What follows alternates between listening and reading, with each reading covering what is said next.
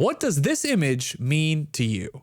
The answer is probably nothing, but to me, it was my introduction to the DC Comics event Absolute Power. Now, for those that are unaware, every year, big publishers like DC and Marvel have major in-universe events that take place every year. In 2022, we had the end of the Justice League, where the team officially disbanded in the Dark Crisis on Infinite Earths event. In 2023, we had the Titans Beast World event, where Beast Boy is responsible for turning the entire DC universe into animals. In 2025, we had the DC KO event, where all the heroes of the DC universe are forced to fight in a Mortal Kombat style tournament. Yes, it's just as cool as it sounds. Superman has like miniature suns that he wraps around his knuckles. Are you kidding me? And in 2024, which is what we're going to be discussing today, we had the Absolute Power event, where Amanda Waller assembles a team to successfully take away the powers of every single metahuman on Earth. Imagine being the guy who successfully shot Superman. I'd be telling that story to anybody who'd listen. And this story is full of incredible moments just like this. And I would have never discovered any of them if it wasn't for this poster. I don't even know when or where I saw it for the first time, but when I first saw it, I was in love with the designs of the characters, which is what made me want to read it in the first place. Specifically Wonder Woman and Wally West's Flash. Since he no longer has his speed, he wears this helmet and leather jacket because now he uses a motorcycle to get around. The only one who gets like kind of cooked is Nightwing. I don't know why they did that to him. But in order to fully understand this story and how Amanda Waller successfully defeats the entire DC universe, there's some things I have to explain. See, in order to carry out this monumental task, Amanda Waller couldn't do it alone. She needed to utilize the help of two very specific people, Failsafe and the Brainiac Queen. Now, Failsafe first appeared in Batman number 125, the first issue of Chip Zdarsky's run on the character, where that iconic panel of Batman ore farming comes from in that time where he fell from space and lived and survived. It was totally fine. Basically, if you haven't read Chip Zdarsky's run on Batman, you're doing yourself a massive disservice. It is absolutely incredible. But in the first part of the arc, Batman builds the anti-Batman robot known as Failsafe, essentially a last resort contingency plan on himself if he ever needed to be taken out. After defeating it, Amanda Waller found it and utilized John Starr to use his command over time itself to reverse the damage that had been done to it so it could lead her army of Amazos. Now, Amazos, for those that are unfamiliar with them, are pretty iconic DC villains. They were first introduced back in 1960, where a superpowered robot named Amazo was able to mimic all of the abilities of each member of the Justice League. But now, with the help of the Brainiac Queen, the Amazos are not only able to replicate the abilities of the heroes, but take them away, with no way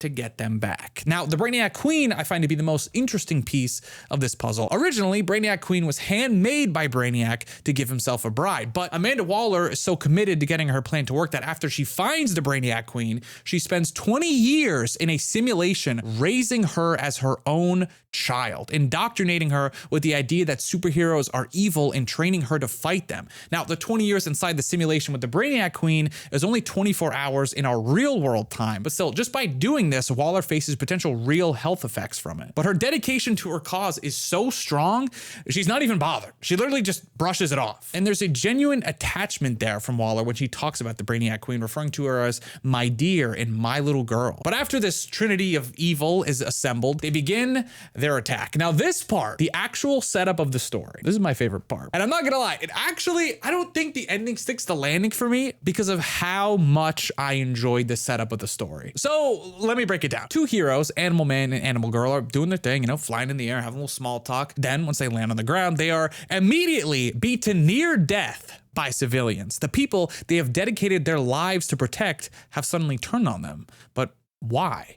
When Batman reaches out to the other heroes, it becomes clear. Footage is all over the news of heroes killing innocent people. Shazam blowing up cop cars, Green Lantern crushing crowds, a Supergirl mows them down with laser vision, Firestorm destroying a hospital, Blue Beetle going on a shooting spree. Why would they do this? Well, the answer: they never did. Amanda Waller did. Through the use of the Brainiac Queen, they took control of the internet and released thousands of fake AI videos of the heroes attacking the innocent. And this leads to my personal favorite panels in the entire story. It's not a double page spread. It's not a giant action scene. It's just an interaction between Sergeant Steele and Amanda Waller. And this is just my personal favorite example, but the writing by Mark Waid in this entire story is impeccable. There's a section later on where Aquaman is talking to Airwave, and if you're sitting there saying to yourself, who the f is Airwave. It's a little complicated, but he first debuted all the way back in 1942 with the power to turn into a broadcast signal. Like he himself is a living radio signal. Yeah, it was the 1940s, you had to be there. And then he was finally brought back for the modern generation for the first time in 2023 during Stargirl, The Lost Children story arc, where in universe he was trapped on an island for 80 years, which is why he hasn't been relevant and he's practically unheard of until this point for the general audiences. But he has this beautiful exchange with Aquaman where Aquaman explains how loss is a terrible sensation and the way the sudden loss of all their abilities has affected everyone, with speedsters feeling chained down, flyers feeling leaden, the invulnerable feeling everything. Airwave expresses his frustration, saying how he's not even in the same league as an iconic hero like Aquaman, and his powers are dumb. Like they should never even be having this conversation. They're in totally different worlds, which leads Aquaman to explain that his suit is a tool and his real power is his heart and his conviction to do good, with Aquaman continuing saying, no matter your loss, someone out there has lost more.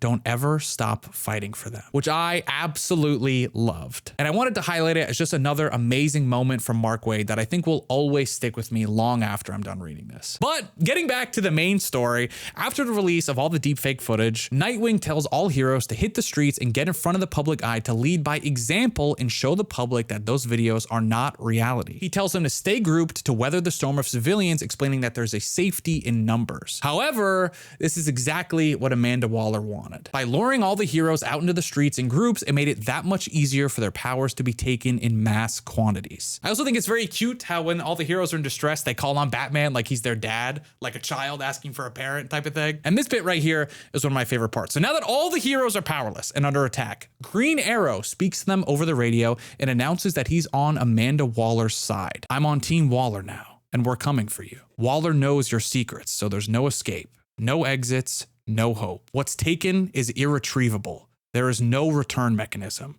Your powers are never coming back. Like, ooh, you see why I like the setup so much? Come on. Like just the one panel of Superman gunned down like a dog in a pool of blood with the words, your powers are never coming back over it. It's just chef's kiss, you know what I'm saying? So the heroes all retreat to the Fortress of Solitude, where we see Superman in his iconic black suit due to the way the suit accelerates his healing and absorbs the sun radiation in order to recover from being shot earlier from those bank robbers that I mentioned. Now, with all the heroes gathered together, they need someone to lead them. And I love this part too. I know I'm saying I love this, I love that. I know I'm repeating myself a lot, but I mean, this setup is just so good. So Aquaman believes that he should lead everyone because, they're going to war against Amanda Waller and Amazos and Failsafe, and, all the Atlanteans do is go to war pretty much. So he believes he should be in charge. Then Mr. Terrific chirps up saying that he should be in charge because he leads the Justice Society of America.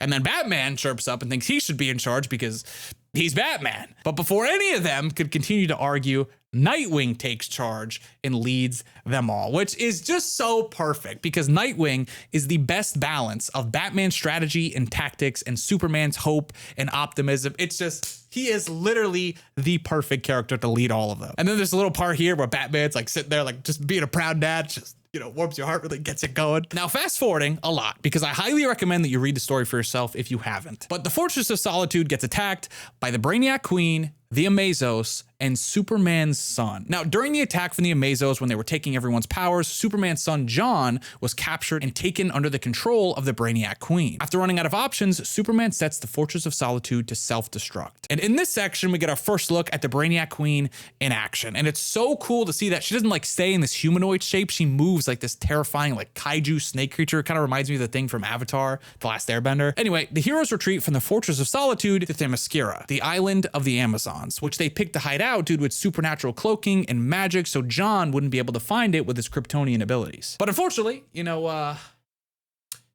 found it.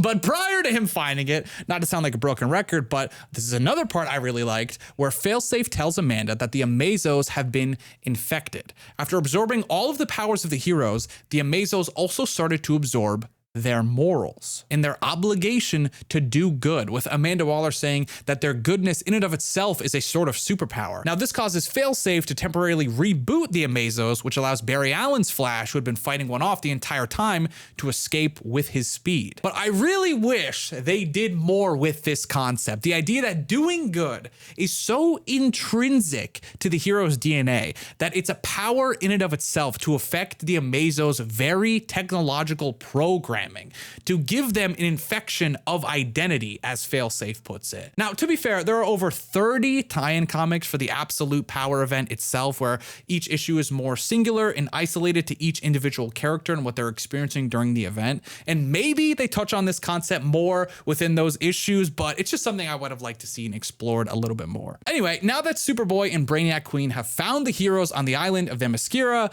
an all-out war breaks out, and they use the magic of the island to break Superboy out from being controlled. He then uses his connection to the Brainiac Queen to show her the true nature of DC's heroes. And the propaganda she was fed by Amanda Waller was nothing but a lie. As this is happening, Batman has a talk with his old foe, the Time Commander, John Starr. After recognizing his energy signature when the Amazos attacked the Fortress of Solitude, he knew that Time Commander had a hand to play in all of this. It's at this point it's revealed to us that Green Arrow actually wasn't on Amanda Waller's side.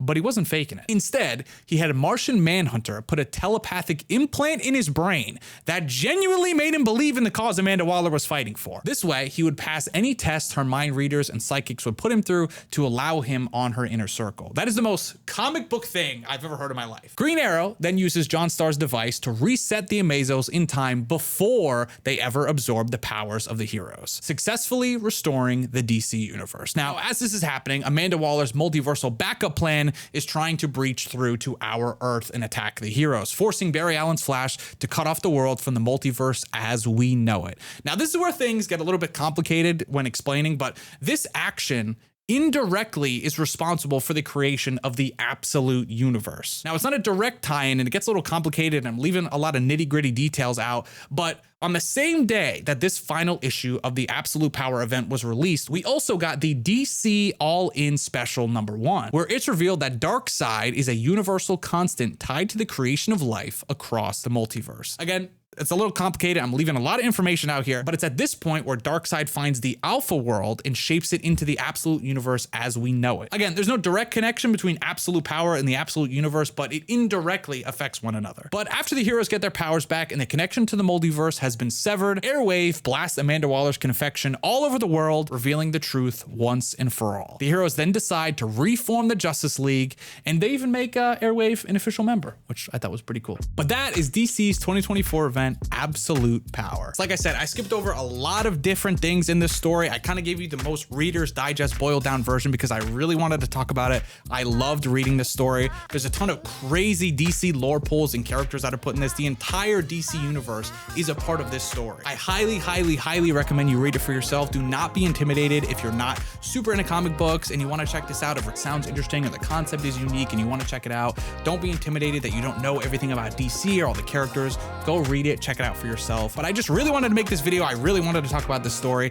I've seen that poster and that design for Wally West Flash for so long, and I really wanted to see where it came from. And reading the story, I absolutely loved it. And I think what's so great about the story is that even though it came out in 2024, and I feel like especially nowadays, time moves so much quicker with the internet and trends and everything. Like 2 weeks on the internet is basically 2 years, essentially. You'll forget about things like that. And a story that was written all the way in 2024, I feel like is just as topical and relevant now more than ever. Superheroes are not. Stripping away the idea of taking superpowers away from people, a story about the powerful using misinformation to control the general public and wanting to tear down a group of people that doesn't align with what they want, I think is a tale as old as time. So let me know what you guys thought of the story down in the comments below. I can't wait to talk about it. I really wanted to make this video, but yeah, I'll see you in the next one.